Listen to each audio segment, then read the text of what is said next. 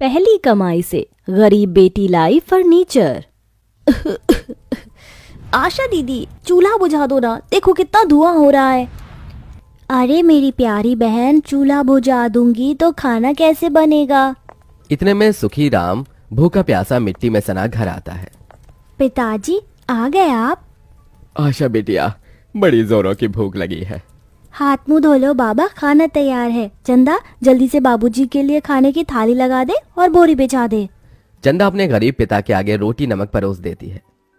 क्या बात है कस्तूरी, तरकारी नहीं थी क्या? तभी गरीबी से झुंझलाकर कस्तूरी ने कहा, अजय तरकारी होती तो बेटी नून रोटी थोड़ी परोसती, जो रखा है खा लो। बेचारा सुखीराम मन मारकर नमक रोटी खाने लगा। तभी आशा आंगन में आकर रो पड़ी। हे भगवान, ये तेरी कैसी लीला है? सारे दुख हम गरीब को क्यों देता है? न रहने को एक अच्छा घर देता है, न खाने को अच्छा खाना, और न सोने को अच्छा पलंग या बिछौना। पिताजी एक अकेले हम सबका पेट चलाने के लिए कितनी मेहनत करते हैं, फिर भी उन्हें ढंग का खाना भी नहीं मिलता। तभी आशा आंगन में धनिया उगा देखती है। मैंने तो उस दिन ऐसे ही वो खराब धनिया के बीज आंगन में छींटे दिए थे, पर देखो कितने हरे धनिया उग गए हैं।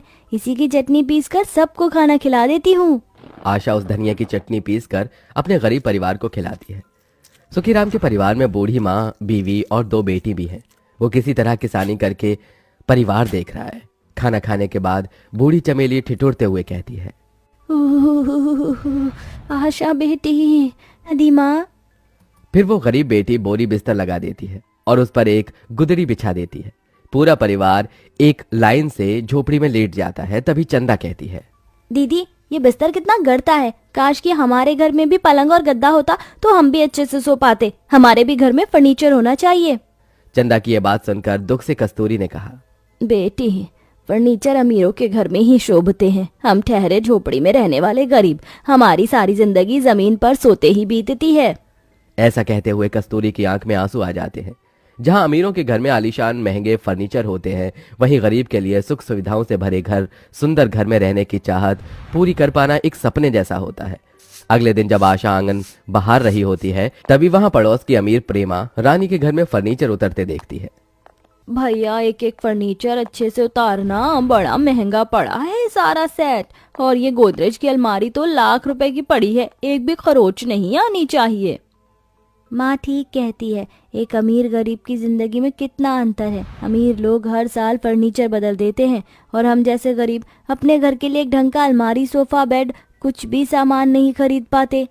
थोड़ी देर में प्रेमा मिठाई लेकर आशा के घर आती है।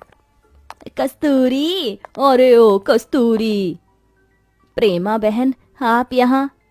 ये लो पेड़े खाओ और मुंह मीठा करो, मेरे घर नया फर्नीचर आया है। बहुत बहुत मुबारक हो प्रेमा बहन।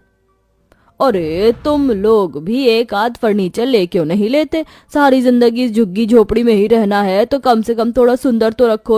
अरे कम से कम एक फ्रिज और एक सोफा सेट और 2-4 कुर्सी तो होनी ही चाहिए, ताकि घर में कोई आ जाए तो बिठा सके। समझ सकती हूँ, इस गरीबी में तुम्हारे पास खरीदने के लिए नया फर्नीचर के पैसे तो होंगे नहीं, तो मेरा पुराना वाला फर्नीचर ले लो, सस्ते में दे दूंगी। ये सुनकर चंदा जिद करने लगती है। माँ, पिताजी, फर्नीचर ले लो ना, फिर हमें भी जमीन पर बैठकर नहीं खाना पड़ेगा और जमीन पर सोना भी नहीं पड़ेगा। आपको पता है ना दादी माँ को ठंड में जमीन पर सोने की वजह से कितनी सर्दी लगती है। प्रेमा बहन, पैसे नहीं है जो हम फर्नीचर खरीद सके। ये सुनकर प्रेमा कस्तूरी और सुखराम की गरीब बेटी की ओर देखकर कहती है, कोई बात नहीं, तुम पलंग और अलमारी ले आओ। पैसे नहीं देने को तो तुम्हारी बेटी कुछ महीने मेरे घर में झाड़ू बर्तन कर देगी। ये सुनकर सुखीराम के स्वाभिमान को बहुत ठेस पहुंचती है। बहन जी, आपने सोचा भी कैसे कि मेरी पढ़ी लिखी बेटी झाड़ू पोछे का काम करेगी? नहीं चाहिए हमें कोई फर्नीचर। इस गरीबी में हम इज्जत की रोटी तो खा रहे हैं, वही बहुत है हमारे लिए। आप चली जाइए। हाँ, जा रही हूँ। मैंने तो भलाई सोची थी, मगर तुम गरीबों की हालत उन गटर के कीड़े जैसी है जो नाली में रहना पसंद करते हैं। प्रेमा अपनी अमीरी की ऐंठ दिखाते हुए चली जाती है, मगर उसकी कही बातें आशा के मन पर लग जाती हैं और अगले दिन वो अपनी 12वीं के सर्टिफिकेट के साथ काम ढूंढने निकल जाती है। भगवान, मैं गरीब की बेटी हूँ, पता नहीं 12वीं के बेस पर मुझे कोई काम देगा या नहीं, बस आप देख लेना। आशा नौकरी ढूंढती हुई कई जगह जाती है, मगर उसे 12वीं पढ़ा देख जल्दी कोई भी नौकरी नहीं देता, जिससे अब उसकी हिम्मत टूटने लगती है और आखिर में एक MNC में आती है। ये जगह मेरी आखिरी उम्मीद है, मैं इस मौके को नहीं जाने दे सकती। मुझे ये नौकरी चाहिए। अपने डर को दूर कर आशा। आशा मुस्कुराहट के साथ इंटरव्यू देती है। उसे नौकरी मिल जाती है। तभी एचआर निवेदिता कहती है, यू आर वेरी टैलेंटेड आशा, तुम आज से ही ज्वाइन कर सकती हो। Thank you so much ma'am. दिन भर काम करके आशा रात को घर जाने लगती है, जहां वो बड़ी सी फर्नीचर की दुकानदार गरीब आशा के कपड़ों को घूरते हुए झाड़ कर बोला, अरे खरीदने के पैसे हैं, ये फर्नीचर सेट लाखों का है, इतने तो होंगे भी नहीं तुम्हारे पास, चल जा यहाँ से। इतना महंगा फर्नीचर तो जैसी गरीब की बेटी के खरीदने की बस की बात नहीं है। आशा आंखों में आंसू लेकर बाहर आ जाती है। भगवान ने चाहा तो मैं अपनी पहली कमाई से यही फर्नीचर सेट खरीदूंगी। अपने गम और आंसू छुपाकर वो गरीब बेटी मुस्कुराते हुए घर आती है। आशा कहाँ थी तो दिन भर लाडो।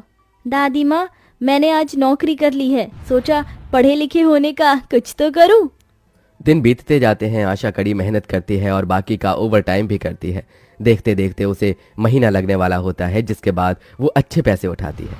ये लो आशा, ये तुम्हारी पहली कमाई, तुमने बेस्ट काम किया इसलिए तुम्हारी सैलरी बढ़कर आई है। अपनी पहली कमाई को हाथ में लेकर वो गरीब बेटी फूट फूट कर रोती है। थैंक यू भगवान जी।